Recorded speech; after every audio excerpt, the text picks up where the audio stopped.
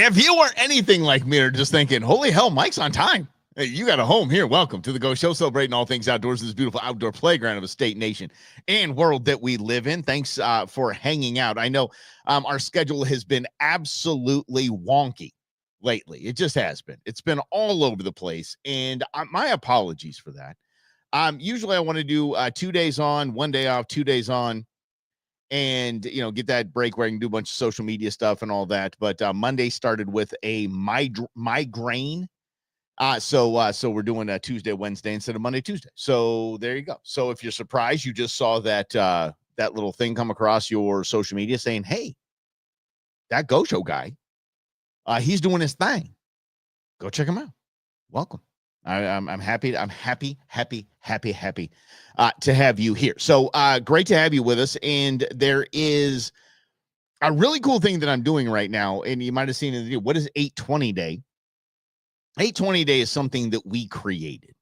820 is a celebration of the 820 species that your Arizona Game and Fish Department manages every single year. And if you did not know that, yes, that's right. 820 plus species, only 60 of them are game species, fish, game birds, things like that. And the Big 10. Other than that, they're out managing stuff that we don't hunt or fish. So I've always not laughed at them, but I've always given them a little bit of heat for being called the Game and Fish Department. Like if our Congress here in Arizona wants to do, our Senate and our House want to do anything, change the name of this department to the Arizona Department of Conservation, because that's what they are. They're not a game and fish department, because game and fish is 60 of the 820 species. We are the most biodiverse non-coastal state in the nation. So they got a lot to do. So August 20th, 820. See what we did there?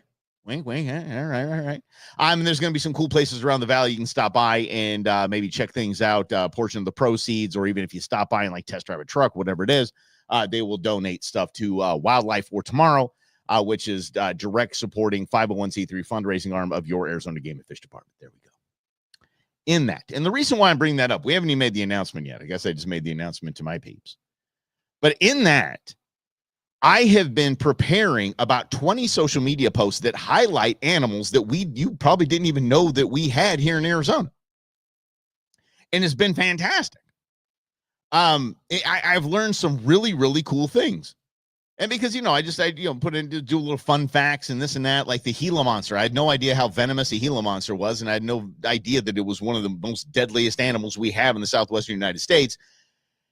And how they get you is they bite, they clamp on, and they don't let go. And then through grooves in their teeth, the venom just kind of drips out into your system while they're holding on like Boone trying to, wrestle with one of his toys. Absolutely crazy. Grizz, Eddie was hatting it. And yeah, I'm learning so many cool fun facts. It's wild. How about a metabolism of a hummingbird? My favorite bird. 1,200 beats a second its heart goes. 1,200 beats a minute. I'm sorry, 1,200 beats a minute. Damn. That's awesome. Did you guys know that we have an official state dinosaur? Not a great conservation effort there. Okay. Can't bat 1,000. But yes, we do have the Sonorosaurus. How cool is that? Sonorosaurus is a close cousin to the Brontosaurus. So it's giant, like big, long neck, 50 feet tall, that kind of stuff. The only dinosaur found exclusively in Arizona. So it became our state dinosaur, the Sonorosaurus in the Cretaceous period. I'm learning all kinds of stuff. Isn't it their back teeth that are venomous? Yeah, I believe so. If they get a good chomp on you, I think most of their teeth are venomous. I will check with Queen Bee on that, as she is knowledgeable on things like that. Mm-hmm. Yes. Yes. Yeah. Eddie, and you should make an entrance. You're a rock star. Yeah. Eddie can tell the whole group about his amazing gigs this weekend. I'm telling you, man. Hey, we got a rock star on deck. That's pretty rad. Yeah. Other than that, we're just here for dopey comedic relief. What else did I know? Yes, the political dinosaur. Actually, his name was McCain, which goes with your name there, Chris. Same thing. Same. Anyway, hummingbird's the only bird that can fly backwards. That's totally cool. We just got really cool animals here. We really do. Red-tailed hawk, I highlighted the red-tailed hawk because its screech, it's that thing is probably 90% of the hawk and eagle sounds that you hear in the movies or TV shows. That's it. Just because it's just so cool and so distinctive, and they use that for that. Yeah. How about this? I'm going to keep going. I'll stop, I promise. But as you know, in the early 1900s, we had, you know how many elk we had in Arizona? 0. Goose egg. We had Miriam elk, and they went extinct. They were gone. So we had none. Yellowstone decided to send us, I forget how many, like 119 or something like that, elk, Rocky Mountain elk. And then it became one of the biggest conservation successes ever. And I believe, and now we have tens of thousands. We have several seasons. And I believe we've just done the same recently because Pennsylvania went down to nothing. And so we said, dude, we got some. Yeah, Yellowstone helped us out. Why don't we go ahead and help you guys out too? So it's really, really cool. Jeez.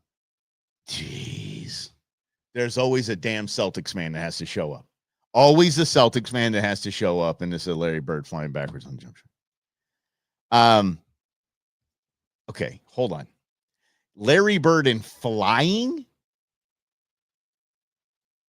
Larry Bird had what was called a credit card vertical. So if you can get a credit card under a shoe, it was a good day for him. Don't talk about flying. Falling, I'll give him that. One of the greatest all time, one of the nastiest trash talkers in the history of the game, a true legend, and I do have nothing but respect for him. But Larry Bird flying in the same, no. Well, you're a Suns fan, so that means, of course, you have to go look at other teams because you sure as hell can't support your team. I'm kidding. I have no NBA affiliation. My son is Internuge is a Suns fan as well, so that makes me kind of by default a Suns fan because when they're on, they'll be here on in the house, and that's really just it. So that's it. So anyway, so that's what I'm just learning a cool bunch of fun facts about the cool animals we have here in Arizona. Do you know the bighorn sheep? Its horns can weigh 30 pounds, more than all of its other bones combined. And they hit each other when they smash into each other 35 miles an hour.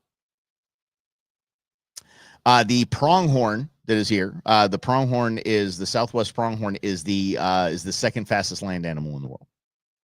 55 miles an hour. And going. Yeah. Let's see. Didn't the bison go away here? The crossbreed here with a cow? Yes, the beefalo, Grizz, that's a great question. They have been known as beefalo. Oh my goodness, it's the something rock herd. Oh shoot. I don't have it here with me, but the something rock herd is what we maintain up at the rim, and they're absolutely destroying the rim of the Grand Canyon. Absolutely. Yep. And do you know this? How about this? Did you know that its scientific name of a bison is bison? Not kidding. Yes. But beefalo was fantastic. Beefalo was so good. I had a lot of beefalo in my freezer, and it was chef's kiss. Fantastic. Queen Bee wanted me to cover this, and I'm like, okay. Queen Bee wanted me to cover this because apparently the Western United States is on tsunami watch because of some Russian Chernobyl earthquake that they had going on over there. And so the Western United States is on a tsunami watch. And if you can go online, you can find a bunch of videos of animals and ocean life and aquatic things acting in weird ways prior to and after the earthquake. Now, after the earthquake, that doesn't impress me at all. Not one little bit does that impress me. It doesn't. No. But because you're like, okay, the earthquake's happening, the animals are going to freak out. I saw some video of a bunch of sea lions and seals, heading to the ocean during the earthquake. Yeah, because giant rocks and boulders were chasing them down a hill. So, yeah, that's not impressive. But there are actual accounts of animals that actually that can predict, so they say, anecdotally, how do we say that? That they can there is anecdotal evidence, there we go, found of animals, birds, fish, reptiles, and insects exhibiting strange behavior anywhere from weeks to seconds before the earthquake. Now, in a lot of cases, it's just that they see the P wave. The P wave. Oh my gosh, this is a VIP. Hang tight, Brendan. You'll know who this is. Hang tight, just 1 second. Hey, Jeff. Good, man. Thanks for getting back to me. I am streaming right now. Can I call you in like 20 minutes? All right, bud. Talk to you soon. I'm gonna have to. I had to take that call. I'm going to name drop a little bit here, and I'm sure Brendan will be excited that I name dropped this. That was Jeff Huss. That's right, Jeff Huss of Huss Brewing. Pretty cool, right? Yes. Can Queen become? Queen Bee? Yes. She's busy. She's busy girl. Anyway, so what they do is they have, and so is Leah. Jeff and Leah are fantastic peeps. But their former neighbor. This is an outdoor show. It's not a beer show. Listen to this, guys. Hang on here. They're best friends and former neighbors, and former because they the neighbors just moved away to South Cackalack. It was the director of Arizona Game and Fish, Ty Gray. Yeah. So anyway, so Ty is being inducted into the Arizona Outdoor Hall of Fame, and I thought, he's a humble dude. He is not going to tell Jeff and Leah. So I called Jeff, wanted to make sure he knew that they are that he's going to be inducted, and I know they would want to be there. So that's why I had to get that call. So apologies there, but it gave me an opportunity. Hold on, let me pick up the name I just dropped. There it is. Yes. Anyway, so the animals moments before will be able to, because they're more in tune with the earth. Their feet are on the earth all the time, or they're swimming in the ocean. They sense what's called the P wave, and the P wave is just a kind of a lightning quick pop before the S wave comes. And the S wave is what we feel because we're walking around in shoes all the time and driving around in cars all the time. We're not really in tune with the kind of changes in the Earth's movement, like the other animals are. So yeah, so that's where they. Okay, yeah. I'm not kidding, guys. This is how dumb I am. I have my cursor is on my screen right now, and it was on my logo back there, and it looked like something was hanging off of my logo, and I was very distracted by it. Squirrel. Oh yeah, I drop names all the time. God, dog, I drop Grizz all the time too. Eddie. Pfft. I had Truman, all you guys. I drop all you guys. Rhonda. Yeah. Y'all are the show fam. So that's how it is. Anyway, but there is evidence that some animals up to 2 weeks start exhibiting behavior that is kind of like, something is totally wrong. And when you think about that, forget about the P and the S wave. When you think about that, like an earthquake doesn't just happen. In our world, it just happens because, again, we're not in touch and in tune with the earth like the animals are. And changing pressures, and there are pre-quakes, I guess, pre-waves, pre-shakes, that they're like, something about to happen, and they change their behavior. And the fact that we just say, it's just anecdotal evidence.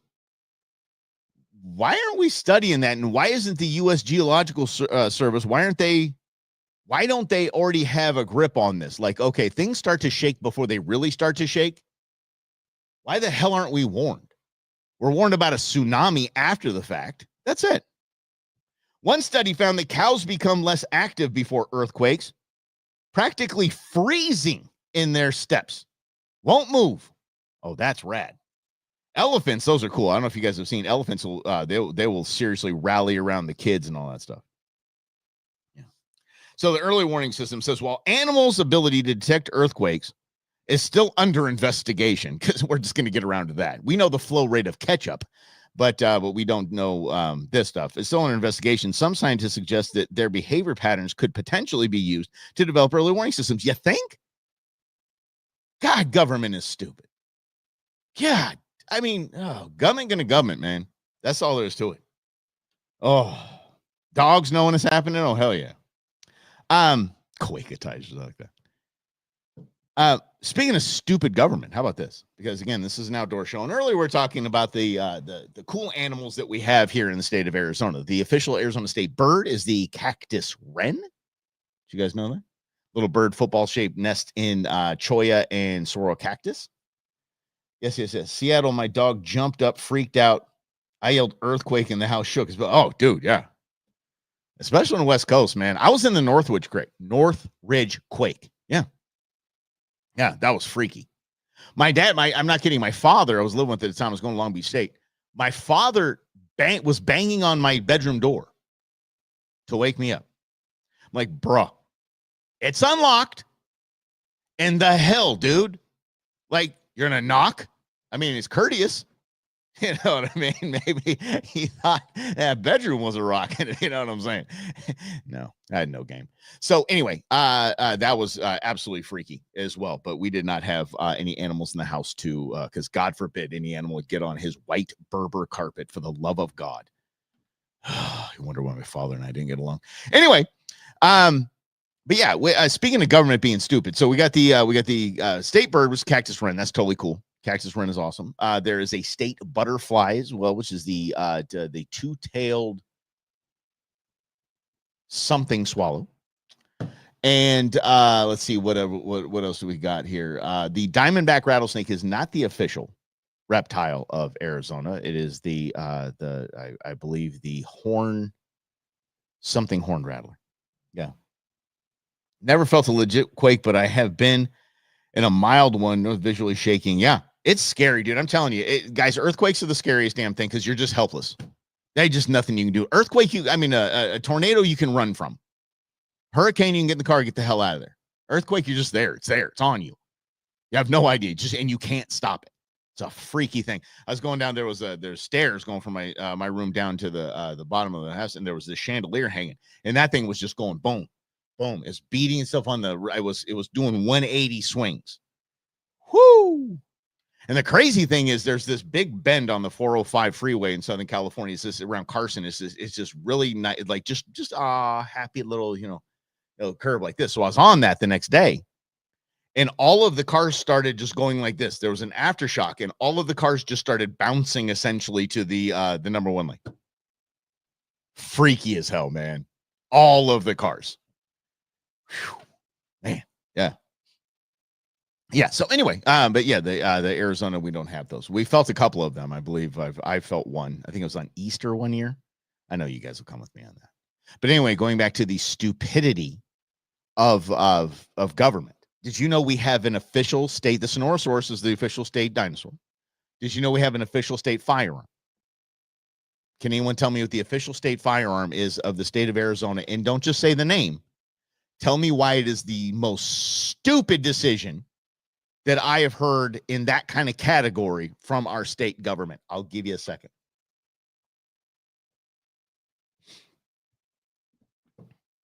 Anyone know the state fish? The Apache trout. Yeah. Was almost extinct, and now it's fishable. Yeah. Ridge-nosed rattlesnake. Thanks, buddy. Anyone know? All right, it rhymes with Colt 45. Just so you're clear there. The official state gun is Colt 45. Can anyone tell me why that is absolutely asinine that we have Colt 45 as our state firearm? Anyone?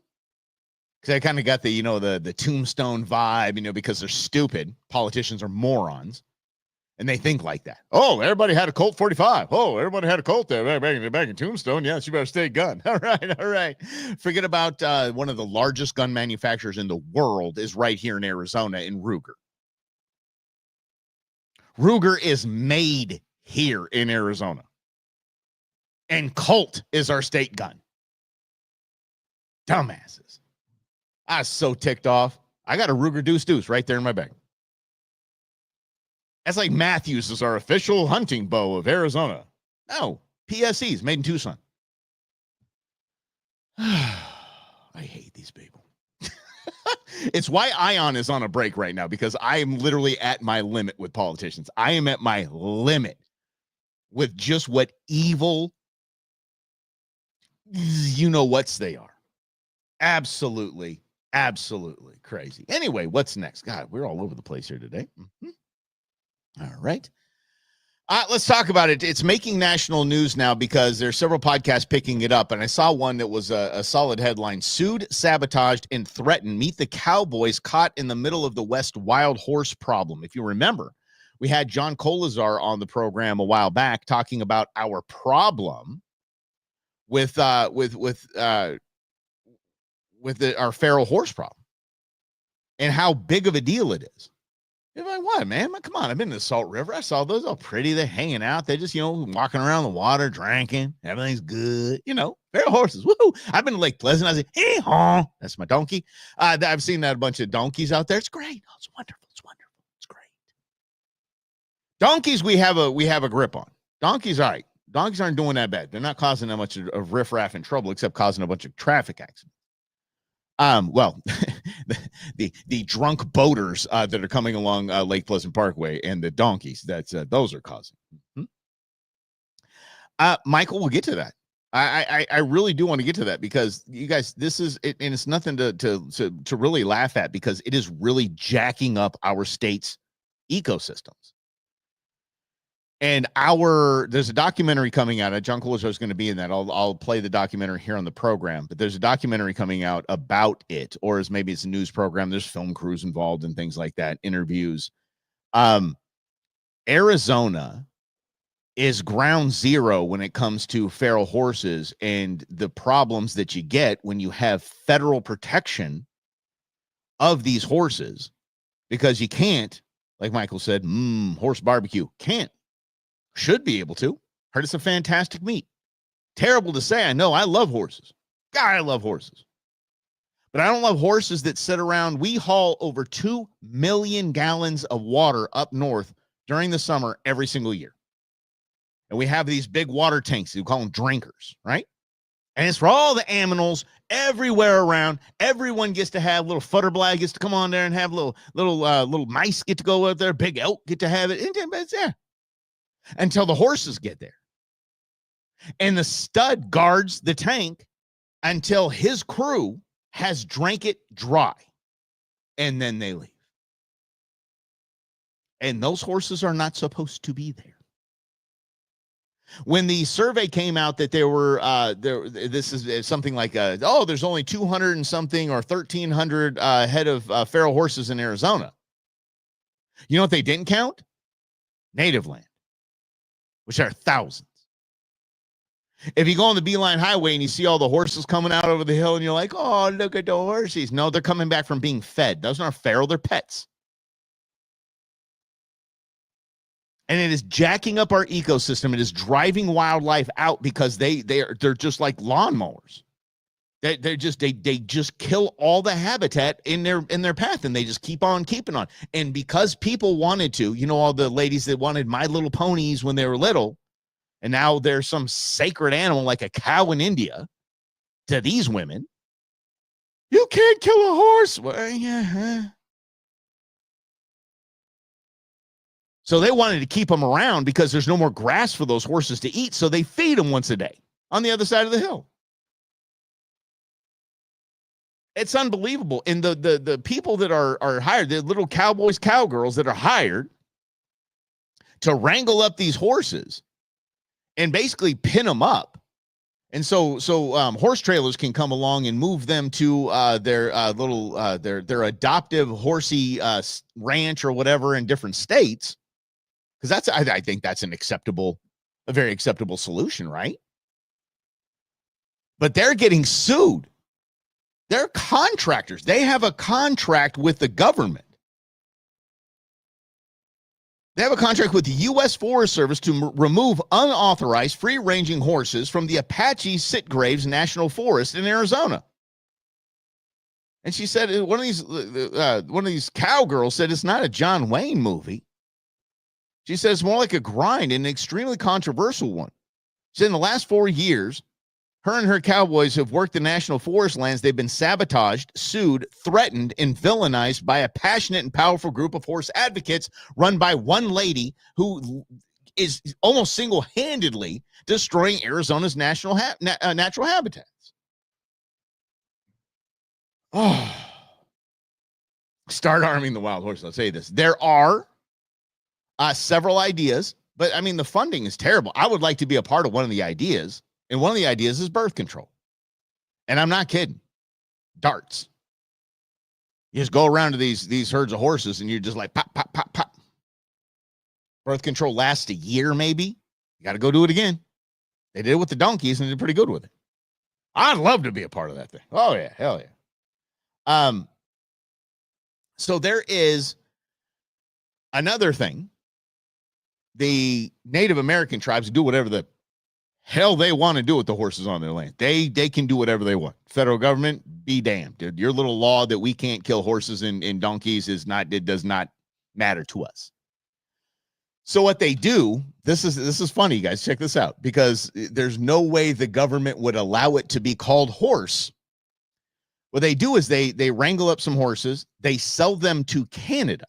Okay, pay attention. Sell them to Canada. The Canadians instantly send them to the slaughterhouse, and they are turned into what are called zoologs. Can't call it horse, but if you call it zoologs, it's easy for the zoos of the United States to buy these for their carnivores. That's what the lions, tigers, bears, oh my, are fed. Horses, but they're called zoologs. Guys, I don't know. And it is a small group of very wealthy, I'm not going to get into more descriptive, very wealthy women that have a lot of legal representation and will not allow conservation to be conducted by science. It's got to be conducted by heart and emotions. Can't kill a horse. If I can kill an elk, we can kill a horse. Maybe be serious. What's less majestic about an elk than a horse? Okay, what do you guys got going? I see all the laughy emojis. Let's go here. Michael and Brendan are just crushing it, I think, right now. We could always use more glue. That's for darn sure. And Michael, I heard that horse actually does taste very good. A buddy of mine was in the Peace Corps, and he was like, "Did we eat horse?" Yeah, we ate cat. He has a whole video of it, not video, but picture series of him, because back in the day where we had little disposable cameras, of him cooking a cat, processing a cooking cat. Yep. All right, let's see about the horses in Maricopa. Same thing, man. Time to start arming the wild horse. I like that. Let's see. Not legal for CCW. Why not? There we go. There's where it was. Yes. Go around putting the condoms on. Dear God. No. Birth control as far as like it's like a trank dart. Oh, man. But I'd love to do that. What a bunch of good fun that would be. Yeah, I mean, you're doing good. You're doing the right thing. You're not killing a horse, but you're basically out there hunting, getting some good target practice in, and doing the most. Something's got to be done, guys, because it is much as we laugh about it, it is a serious problem that even Game and Fish we don't know what to do. We can't out lawyer these people. We have to do something. Nard darts. That's not where you shoot them. And you shoot the girls, not the boys. Yeah. See, I'm trying to educate everyone here. I tell you that much. Zula. Sounds so much better. Kind of like sweetbreads. Damn. Yeah. But I mean, My Little Pony chick, she's not worried about zoologs. She's like, zoologs, yeah, no big deal.